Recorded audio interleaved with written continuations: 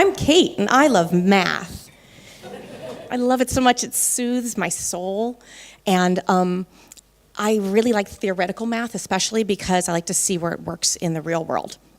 I, myself, am not a mathematician, but I've worked in tech for over 20 years, and I've worked with a really big amount of smart people who are put into points of leadership, and they have zero people skills. Do you know these people? Are you one of these people?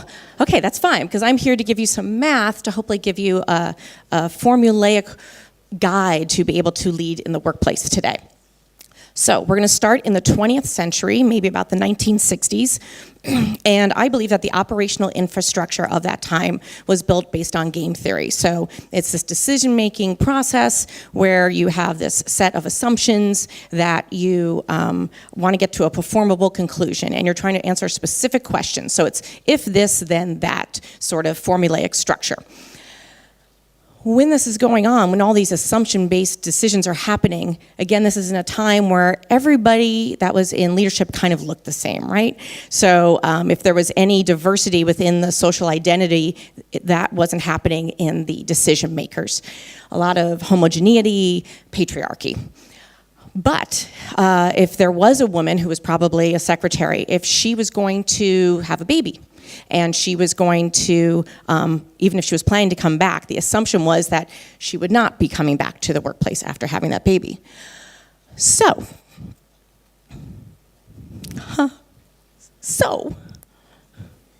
what I really love is that Gen Y and Gen Z, so millennials and the Gen Z behind them, you are a big part of why the game theory is going to turn into chaos theory in the workplace.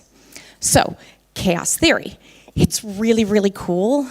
I love it so much. And the thing that I think is really cool about it is that, by definition, it isn't really chaotic because it's this dynamic system and it exists within a controlled environment, this beautiful controlled environment. And what happens is that a new pattern starts developing, usually unexpected. And as it develops, the trajectory, it stays within the margins. It's the strange attractor, is what it's called.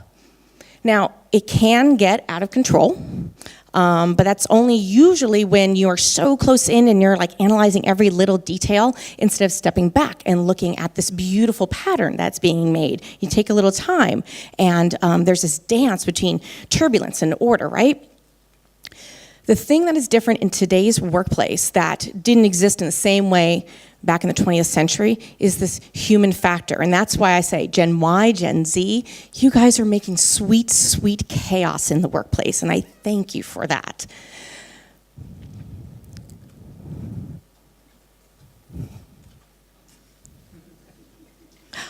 The employee. So the employee of today, they expect to be heard, and they expect to be considered in everything that is done. And the employee of today does not want to work in some construct where there isn't diversity in the leadership and in the staff as well.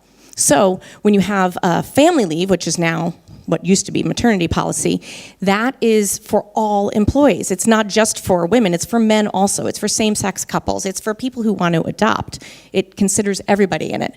And in chaos theory, you have this bifurcation where there's these cycles of pattern, and there's this like little sensitive factor that happens, which is the human factor. And when that happens, there's this problem-solving sort of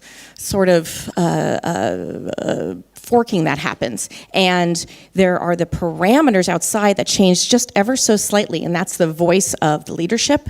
And when that happens, you have this small change that becomes a massive change that then becomes this new behavior. It's absolutely beautiful, really. So change is mathematical.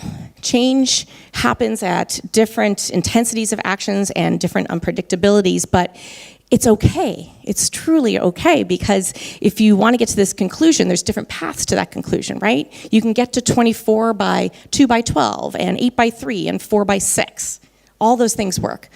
And now we have, it's human-centered.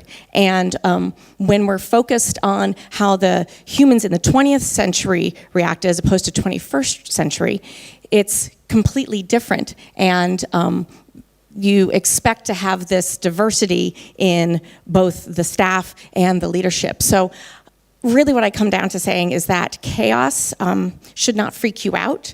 And if you're seeing chaos around you, because what you need to do is embrace your feedback loops. And you need to embrace the polymorphism that exists in your team as well as in your policy making. And if you can embrace the chaos of the voices, you're going to have success in the 21st century workplace. Thanks.